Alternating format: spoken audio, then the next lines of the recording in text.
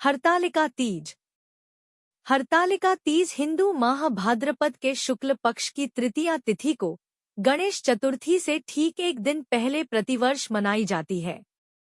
मान्यता है कि भगवान शिव ने पार्वती जी को उनका पूर्व जन्म याद दिलाने के लिए इस व्रत की महात्म्य कथा कही थी। हे गौरी, पर्वतराज हिमालय पर गंगा के तट पर तुमने अपनी बाल्यावस्था में अधोमुखी होकर घोर तप किया था। इस अवधि में तुमने अन्न न खाकर केवल हवा का ही सेवन किया। माघ की शीतलता में तुमने निरंतर जल में प्रवेश कर तप किया था।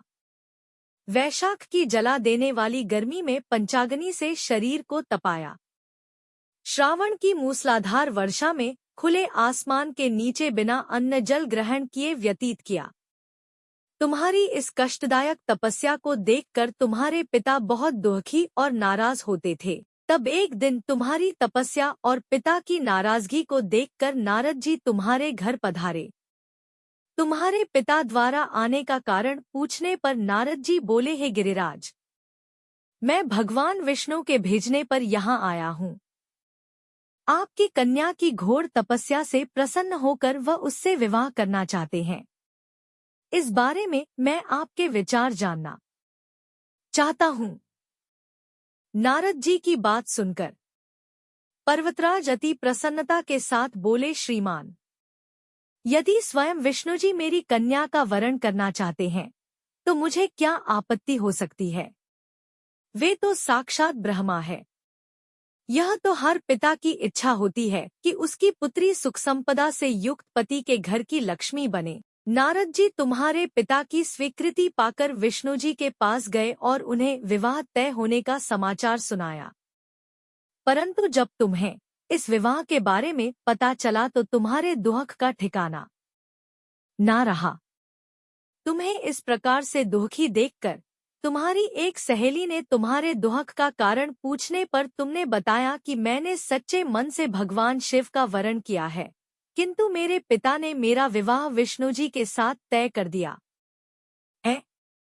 मैं विचित्र धर्म संकट में हूँ। अब मेरे पास प्राण त्याग देने के अलावा कोई और उपाय नहीं बचा। तुम्हारी सखी बहुत ही समझदार थी। उसने कहा, प्राण छोड़ने का यहाँ कारण ही क्या है।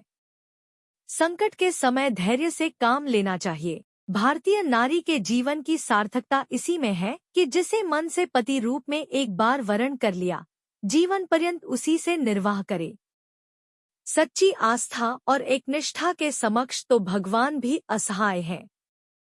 मैं तुम्हें घनघोर वन में ले चलती हूँ, जो साधना थल भी है और जहाँ तुम्हारे पिता तुम्हें खोज भी नहीं पाएंगे। मुझे पूर्ण विश्वास है कि ईश्वर अवश्य ही तुम्हारी सहायता करेंगे।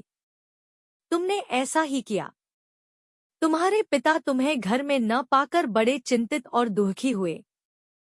वह सोचने लगे कि मैंने तो विष्णु जी से अपनी पुत्री का विवाह तय कर दिया है। यदि भगवान विष्णु बारात लेकर आ गए और कन्या घर पर नहीं मिली तो बहुत अपमान होगा।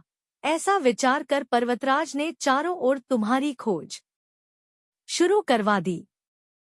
इधर तुम्हारी खोज होती रही, उधर तुम अपनी सहेली के साथ नदी के तट पर एक गुफा में मेरी आराधना में लीन रहने लगी। भाद्रपद तृतीय शुक्ल को हस्त नक्षत्र था। उस दिन तुमने रेत के शिवलिंग का निर्माण किया। रात भर मेरी स्तुति में गीत गाकर जागरण किया। तुम्हारी इस कठोर तपस्या के प्रभाव से मेरा आसन हिल उठा और मैं शीघ्र ही तुम्हारे पास पहुंचा और तुमसे वर मांगने को कहा। तब अपनी तपस्या के फलीभूत मुझे अपने समक्ष पाकर तुमने कहा, मैं आपको सच्चे मन से पति के रूप में वरण कर चुकी हूँ। यदि आप सचमुच मेरी तपस्या से प्रसन्न होकर यहाँ पधारे हैं तो मुझे अपनी अर्धांगिनी के रूप में स्वीकार कर लीजिए। तब तथास्तु कहकर मैं कैलाश पर्वत पर लौट गया। प्रातः होते ही तुमने पूजा की समस्त सामग्री नदी में प्रवाहित करके अपनी सखी सहित व्रत का वरण किया। उसी समय गिरिराज अपने बंधु बांधवों के साथ तुम्हें खोजते हुए वहां पहुंचे। तुम्हारी दशा देखकर अत्यंत दुखी हुए और तुम्हारी इस कठोर तपस्या का कारण पूछा। तब तुमने कहा, पिताजी, मैंने अपने जीवन का अधिकांश वक्त कठोर तपस्या में बिताया है। मेरी इस तपस्या के केवल उद्देश्य महादेव जी को पति के रूप में प्राप्त करना था। आज मैं अपनी तपस्या की कसौटी पर खरी उतर चुकी हूँ। चूंकि आप मेरा विवाह विष्णु जी से करने का निश्चय कर चुके थे, इसलिए मैं अपने आराध्य की तलाश में घर से चली गई।